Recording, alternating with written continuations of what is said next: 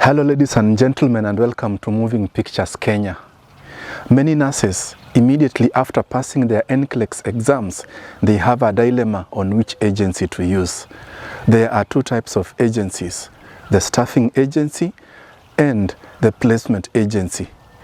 In this week's edition of Eyeing the Dream, we continue with our conversation with Dr. Amakobe, where he's telling us more about staffing and placement agencies.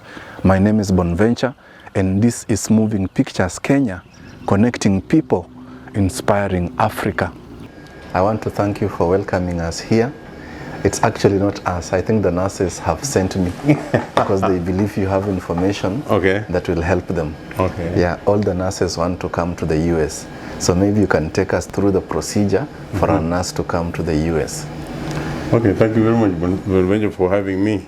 I'm glad to be able to give sort of a how-to talk on how to be able to transition from being a Kenyan nurse to an American nurse. First of all, my name is Dr. David Amakobe. My company is called African Wood Incorporated. What we do is we are a placement firm. Placement firm is different from a staffing firm. A staffing firm hires nurses directly overseas and comes and leases them to facilities here. And a placement firm helps nurses to transition from being local nurses where they're in the source country to being a foreign educated health professional who can practice in the US. Okay. And then after that we find facilities where they can work. Okay. The difference is that when you are a staffing firm and you hire a nurse, say from Kenya, you want to hire them at the cheapest possible rate. Okay. And because now they're your employees, and you want to make sure that they come to you cheap because they are a cost. Yes. But when you are a placement firm, you are just facilitating the transition, and then you work with them to get the best deal possible. Because how placement firms are paid, they are recruitment and placement firms, they are paid according to the salary that the nurses they recruit are paid. Say you're being paid say like $50 an hour, and the contract says you need to work 40 hours a week. So let's do for mathematical point so that it's easier. So if you, let's say you're being paid $100 an hour, yes, and you are required to work 40 hours, that means you're getting 40,000 per week. 40,000 per week times 4 is 16. What placement firms do is that they invoice, they agree with the facilities how much of that money is supposed to be paid to them. But when the money is being paid to the firms, it's not that the person is not getting paid. It is your income is dependent on how much you bargain for your nurse. Okay. You get the point? Okay. So suppose we agree that if I am going to place a nurse at hospital A, and they tell me if you place a nurse here, we'll pay them $100 an hour. So, and then we agree that if we pay them $100, I agree that I'll be paid 2 months' salary. Okay. So my incentive is to negotiate as high a salary as possible, so that I can be paid as much money as I can. Okay. You understand? Yeah. So it's the difference between the staffing agency and the placement agency. Okay. But that difference at the back end is also shown at the front end. Okay. Staffing agencies will go and just recruit a nurse and say, don't worry, just prepare to pass the exam, and when you pass the exam, we'll transfer you. But as soon as you sign the contract, okay? Yes. But placement agencies will say no. we need you ready to work in the US. Yeah. So that means that nurses who pick placement agencies have expenses to pay. Okay. You understand? Yeah. They have relocation expenses to pay upfront. Yeah.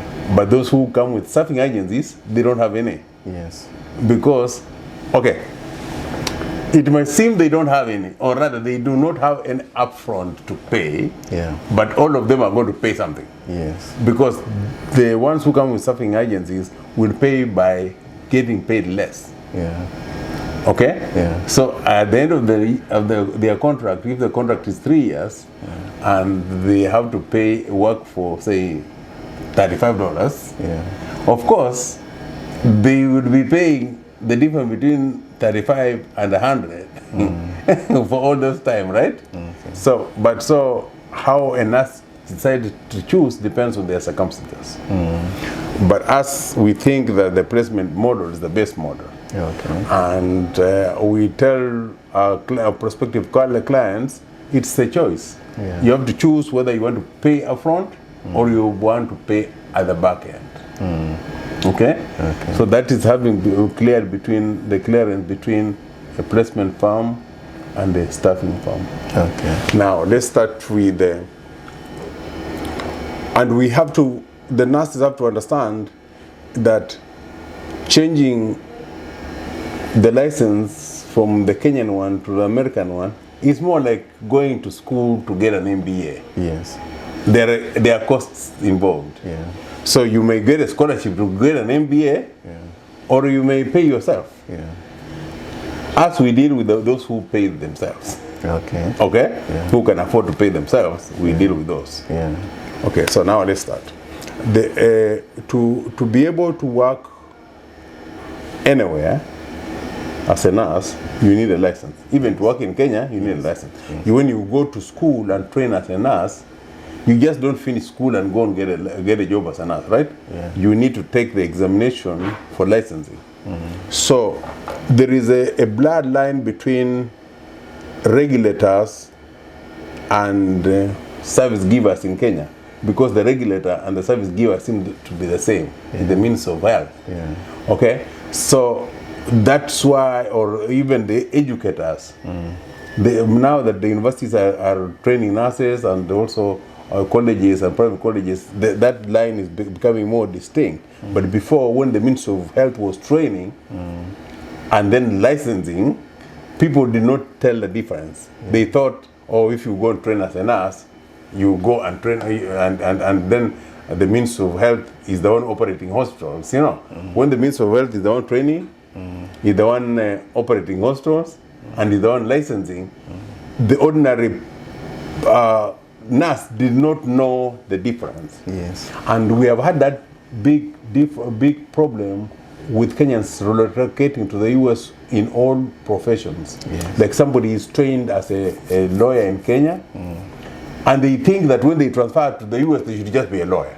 They forget that when they did law, after they finished law in university, they went to law school, which looked like it is the part of the university, but it wasn't. Yeah. And then after they will go to law school, they have to take the law exam, which is issued by that time, was being issued by the law school, but it was not, the exam is different. So those three parts confuse people when they relocate to the US. Yeah. And it moves over to the nursing field, where nurses think that when you are trained in Kenya as a nurse, you should be able to come and work here. Yeah. But you see, jurisdictions are different. Yeah. So there is the training to be a nurse, and then there is the licensing exam to be a nurse, and then there is the licensing. So we have to, if we understand these three, now we can understand how the process of now changing from one jurisdiction, which is Kenya, to a US jurisdiction, will have exams in there, and will have things to be done. Okay. After we have differentiated, after the nurses have known that, okay, I trained as a nurse in Kenya, I'm licensed in Kenya, but I want to go and practice in another jurisdiction. That means that jurisdiction unless they have an arrangement with Kenya, which recognizes the Kenyan license, they'll have to take the exam for that jurisdiction, right? Yeah. Yeah. So now having explained to that, now let me start. You have to be a trained nurse. Yes. Okay? You have to be licensed in Kenya. Yes. And you have to have some experience in practicing nursing. Okay. Like a year or two. Okay? Those qualifications now, as a trained, licensed, and experienced nurse.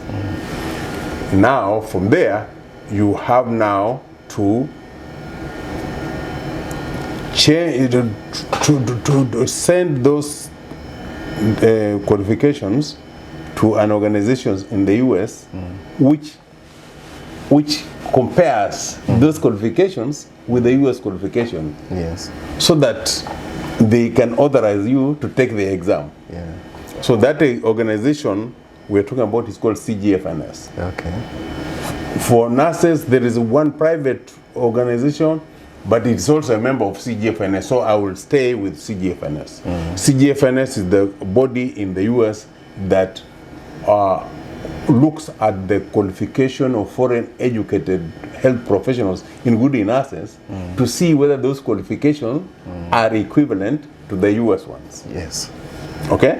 So you are qualified as a nurse, you are licensed as a nurse, you have experience as a nurse. Now you decide you want to come here.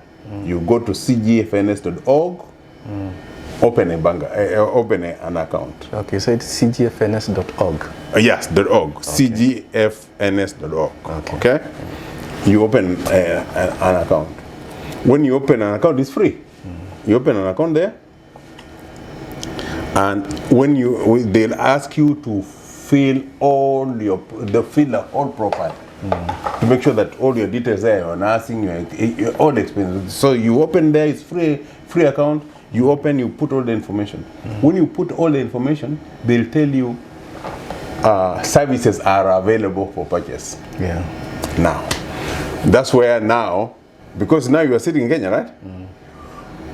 At that point, they'll ask you whether you have an agent in the US. And again, when you go to pay for the services, you will need to get for now you need to pay for it's called a CEC, a certification of the thing, right? When you go to pay for it, they'll ask you which state you want to be licensed in. And that, I have to say, the US is a big country, and it is got over 50 jurisdictions, okay? And each jurisdiction does not recognize the other, okay? So you have to pick a jurisdiction. That's why having an agent is important, because they will come in handy when you are picking a jurisdiction, and they also come in handy when you are trying to find a job, because finding a job when you are overseas can be a problem, right? Yeah. So you have at the time of opening a CGFNS account, it's recommended that you appoint an agent. At that point, I would hope that the people who are listening would appoint African Wood as the agent, because that's where we start getting contact. You said the name of the corporation is African Wood Corporation? African Wood Incorporated. Okay. African Wood Incorporated. Okay. It's if you go to the CGFNS account or website or the Alliance for International Recruitment, Alliance for Ethical International Recruitment, which is the name of CGFNS, you will find African Wood and other certified recruiters there. Okay. I would actually recommend that if you are going to use a recruiter, use a certified recruiter. Yes. Okay?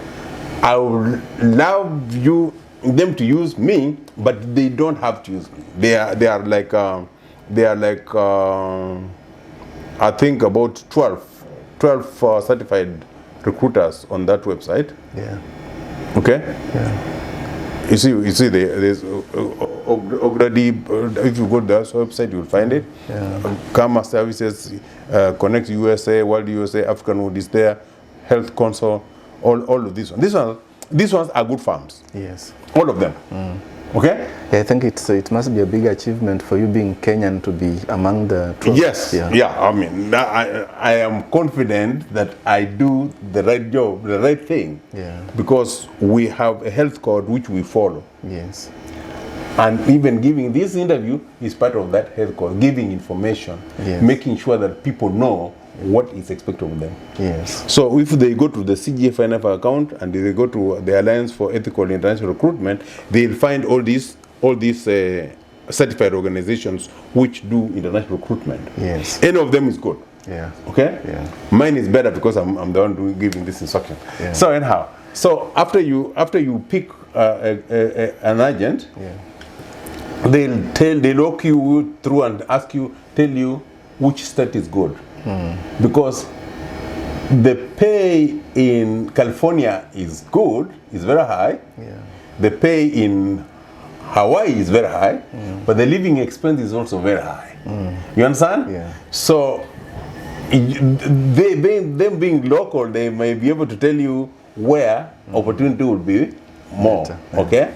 So you get an agent for that advice. And also, there are states which are not used to dealing with international nurses, right? So if you pick that one, you will have a lot of complication down the line. Yeah. But the agents, these international recruiters, know which states are better. Okay. Okay? Okay. As we do Delaware. Yeah. Because we live in Delaware, we work from Delaware, we know Delaware, and we understand how we treat our nurses. Yes. Okay? So they'll help you when you are registering to tell you which state to pick. As African Wood Incorporated, recommend Delaware. Okay? So when you pay for the services, that's when you pay for the services so that they can now start taking your transcripts, your high school transcript, your college transcript, Yes. and your nursing council transcript, so that they can compare to see whether they are equivalent to the US training. The turnaround at CGFNS when you open an account and you pay, it's now standing at around $460. Okay. The turnaround when you send, because they expect this transcript, they need to come from the institution, sealed, and directly to them. You cannot have an open transcript and then you send it them, because that's not official. Yes. You could have tampered with it. They want, if it's the University of Nairobi, it should send directly From by DHL to Philadelphia. Yeah. Okay, where the office is there. When they receive all these documents, it takes them about 30 days and they have loaded, and then another 30 days they read the report. When they read the report, Yeah. your agent and yourself will get an email saying the report is ready. So when the report of your transcript is ready, it is sent to the state you chose. Okay. Okay. When the report is going to be sent to the state you got, that means they now have to allow you to take the exam. Okay? Yeah. NCLEX. Yeah. One point about the NCLEX. NCLEX is a licensing exam. And it's not an exam that you are just going to leave your hospital and go and pass. In fact, the pass rate is almost like 20%. So it needs, as you pick your agent, as you wait for your transcript to be read and report written, you should be studying. Yeah. Your agent will help you with where you can get study material and how you can study so that you can pass. Okay. Remember, you are paid the $460 for the transcripts. Most agents will charge you an administration fee, just a small fee to cover expenses, because the health code does not allow them to charge for recruitment. Yes. No, all these certified recruiters are not allowed to charge for recruitment to the candidate. But they are allowed to charge administration fee. They can charge some administration. Some will charge 300, some will charge 200, something like that. So you get that 200 when you appoint 200 or 300 when you appoint an agent, and then you pay that 400 to CGFNS just for the report. As you are paying that, the agent will help you also open a Pearson VUE account. Okay. The Pearson VUE is the company that administers the exam. Okay. Okay? So you must have that account open, and you must pay for the exam. Yes. For the state you chose to authorize you to take the exam. Yes. So when Pearson VUE, when CGFNS is working on the report, you should have the Pearson VUE account up and running, and they will require you to pay $300. Okay, to register for the exam. You understand? Yes. Now, this you are doing when you're sitting in Kenya, right? And because you can see Pearson VUE is here, and CGFNS is near. So working with the agent will be a nice thing, and responding to emails, make sure that the thing is working, will shorten the time. If you don't respond to email, your time of thing extends. If you respond fast, it becomes shorter. Okay. So the Pearson VUE account is open. Now, when the state you chose receives a report from CGFNS, and they check and find that you have a Pearson account which you have paid for the exam, they will give you an ATA, an authorization to test. Okay. Okay? That's what the nurses usually call ATT. Authorization to test. Okay. Yeah, ATT. They give you an authorization to test. If you don't have a Pearson account, they won't give you. Because they have received the report, they don't know what you want. So they will wait for you to open an account. So the agent will be very keen, because remember, they only get paid when you report here. So they want you to report very fast, right? So they will tell you, hey, Pearson VUE account is not open, man. Can you pay up? If you are a placement agency, you ask the person to pay. If you are a staffing agency, they use their own money to pay. Okay? Okay, so they pay the 300, and the state now sees it's open, and it gives you authorization to test, ATT. Now, I'm assuming that the 60 days that CGFNS was working on your transcript, you are studying. Okay? So when you get an ATT, now you have to schedule the exam. Now, when you are in Kenya, you have 3 choices, places to go to take the exam. There's South Africa, there's India, and there's Philippines. Okay. African wood, we send our people to South Africa. We are Africans, and we believe they should go to South Africa. But some people go to India. We haven't done India yet, but India has 4 centers, South Africa has 1 center. And the seats are limited. Okay? So you book, when you are booking for the exam, so since the seats are limited, it's not that you will just go in today and get a seat today. You might get a seat a month from then, or 2, you understand?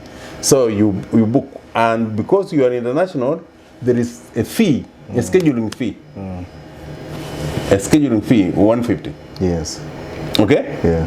So if you are with a staffing agency, they pay that. If you are with a placement agency, you pay that. Okay? All right? And then, you've stayed in America, so when you talk to about 150, Kenyans may not understand. So it's actually $150. $150. I'm sorry, ladies and gentlemen, I am completely, I forget the currency transaction. So the money I'm going to talk about now is in dollars. Yeah. Because that's that's the currency of the exam, that's the currency of CGFNS, Yeah. that's the currency. So when we talk about 150, it's $150. Yeah. So the exam, pay a person view, and the scheduling will be $450. That money you must have if you are with a placement agency. I will, and then when you are preparing for exam, there are websites that I would recommend, highly recommend, that they go so that they can prepare, so that when they are preparing for this exam, even when they are doing mock tests, they are taking actually mock tests like the exam would be, because the exam is 3 hours, Yes. 6 hours, something like that. So if you don't take an exam in a real situation, or somebody just sends you past papers, and you sit after you come from work, you just sit and go through it like this. First of all, the exam has an element of time. Yes. Okay? But when you are just doing a review of past papers, you are not timing yourself. Yeah.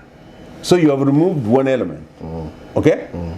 Which will be a stress factor when you're taking the real exam. Yes. So you need to go to an online platform which issues the same exam with the same conditions, so that you can know whether you are actually preparing for it. Okay. So anyhow, so there are several of them. I think we'll provide them on a link or something. Yes. Okay. So you have to go there and do a review of the exams, Yeah. so that you are doing the exam in the same conditions as they will take the exam. I think majority of Kenyan nurses have challenges with computers. Yes. That's a bad thing. They need to get used to it, because all documentation of nursing here is by computer, right? So if they cannot be able to do documentation, if they cannot do anything on the computer, it's a fail. Yeah. Okay? And they have to be able to be conversant with the computer and manipulate, make sure that they can take the exam, they can read on the exam. Some of the people I've dealt with, they always say, can you print it? And I say, no, I can't print it. I don't want to print it, because that is going analog, and in the hospital, there's not going to be like that. So the exam is purely computer based? Yes. Okay. It's purely computer based. There's no handwriting. Yeah, you have to go in there. So the nurses have to be familiar with the computer. Yes. And the speed. Yes. Okay. They have to be familiar with the computer. They have to be able to nobody's going to help them. Yeah. And when they go to hospitals, all the reporting is by computer. Yeah. You understand? Yeah. So his hospitals in the US. So if we are preparing them to work here, it's a good place to start. Yeah. So anyhow, assuming that you have your transcript done, your report written, your state chosen, and the state has given you an ATT, and you have your Pearson your account open, and you have scheduled your exam. When you go and take the exam, and you are lucky, you become lucky, you listen to everybody, you listen to this video, and you knew that this is not one of those exams you're going to pass, that you are prepared for it. Because they must know that this exam is a basic exam. They just checking to see whether these nurses are safe nurses. They are taking to them, they are treating them like basic nurses, you know. They're not treating them experienced nurses. They're treating them like basic. They just want to know, are they going to be safe nurses? Yeah. So when they give any situation, how can they handle it? The staffing agency will have a contract with the hospital. Yes. That, hey, you can supply 20 nurses to us. Yeah. And we'll pay you $200 an hour. Yeah. Now, their interest is to have these nurses as cheaply as possible. Yeah. So they will say they'll hire you for $40. Yeah. So they can get $160. Okay? Yeah. So you see where the interest is. You need to look at the interest of the staffing agency and the interest of the placement agency. Yes. The placement agency is paid once for placing the nurse. And the nurse is an employee of the facility. Okay. Okay? But the staffing agency is paid for the hours done at the hospital. The nurses are employees of the staffing agency. Yes. So they are a cost. Yeah. Okay? Yeah. So you want to minimize costs. Okay? Yeah. Yeah. that's the you need, so that's why. Okay. But then now the other question that may come up is, you said that you'll be paid 2 months salary as your fees. Does that affect what nurses is going to earn? No. That is recruitment expenses for the facility. Okay. Okay. And then now the other question is, one of the reasons why nurses go to the staffing agencies. Okay, before this date, I didn't know about the placement agency. I just knew about staffing agencies. One of the reasons is because they help in the relocation process. By relocation, I mean, like for example, at the embassy, because that is where there is usually a big issue. No, that's visa screen. Yes. Yeah, because I told you that when you are doing, after you've done the exam, you go back to CGFNS to get visa screen. Yeah. And the visa screen gives you, now with the report and the visa screen and the license, the employers get the visas. So at that point, the same thing is happening. Okay. So both at that point, both the staffing agency and the placement agency are the same. Okay. Yeah, because now we go to the hospital and say, hey, you need to get the visas. So they have visas. Yes. So when they come, they know that, okay, we gave African Wood 100 visas, an order for 100 nurses. They are bringing 10. Then they allocate the visas. Okay. Okay. And then now there are those who will want to, try as much as possible to leave Kenya and come here in whatever way. So that once they get here, now they start looking for, to doing NCLEX, studying for nurses. What would be your advice to them? That is tricky. Because they need to be able to remain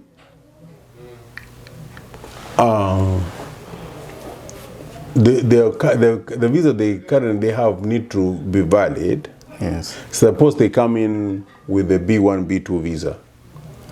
If they come in with B1, B2 visa, they can take the exam here. Yeah. Okay, the exam they will not pay for they will only pay the 300. Yes. And then they will not pay for scheduling because here there's no international scheduling fee. Yeah. And as long as they were given their stay visa, they do this within their visa time. Yeah. That's okay. You understand? Yeah. Because if the stay visa expires, even now the visa screen becomes a problem. Yeah. So I would highly recommend that they don't. Okay. Yeah. Okay. I highly recommend that they don't because it's tricky. Yeah. If they come and they are given 6 months, fine. Yeah. And then they come hitting the ground, or suppose they started doing first and foremost, they must make sure that they have a CGFNS account, they have the transcript report given, and so that when they are coming here, there's no, Nairobi University has not sent my transcript. Because that time they don't have it. Yeah. You understand? Because if their stay visa expires, there's a problem.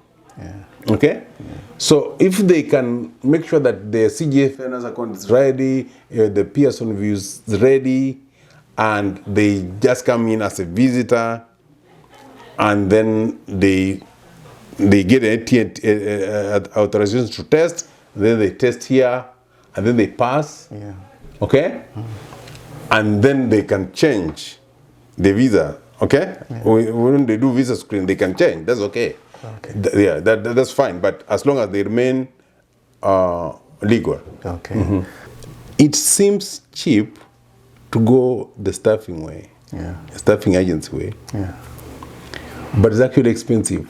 If you add up the amount of money you will not be paid and the complication of maybe being tied to an employer who is not allowing you to do anything else, and who is sending you to maybe a state that you may not like, because you do not have any negotiating power. Okay? If you add up the maximum amount of money you will pay for self-sponsor is $5,000. It looks like a lot of money, but if you're being paid, if you're working 40 hours a week and you're being paid $100, that's $4,000 already. So 2 weeks you have the 5,000. Okay? All right? So if you borrowed that money from Ukulima Sago or some other place, you just pay. And you are a free person. But if you sign up for the staffing agencies, you have to stay with these people for 3 years. When you know very well the market, you are above market. And when you know very well you could get a job in a state you like to go, because you know how the settlement in the US is. Sometimes the US is settled unfortunately according to origin, because it's moving from one culture to another, and it's safer, it's better to fall into people you understand, so that you grow out instead of going to places people don't understand you. Okay? So basically, culturally, you have a lot of negotiation capacity if you assess for that. Okay? But if you think 3 years staying completely isolated is good and you can do it, I have no objection to that. Okay. And then in our previous conversations, you had mentioned about some changes that had happened in the CGFNS. I don't know whether you've talked about them or whether you need to talk about them. The changes of what I said, it was you have to have a contract. First of all, as soon as you come, you pick me, I pick African Wood as an agent, we'll give you the health code. Make sure you read it, we understand it, we understand that you understand it, and we understand it, and we sign it. Second, we need to give you a contract. Then the contract must be not firm until after 30 days, so that you can get advice and stuff like that. And then we have to tell you upfront that if you break it, you will pay a certain amount of money. And that time, it was to be that money would remain constant for the whole term. But right now, it's being prorated. Okay? Okay. That is one thing that we have to put it out there so that they know. Thank you so much for watching this edition of Eyeing the Dream. In our next edition, Dr. Amakobe tells us whether it's possible for somebody to relocate to the USA and start working as a nurse aide.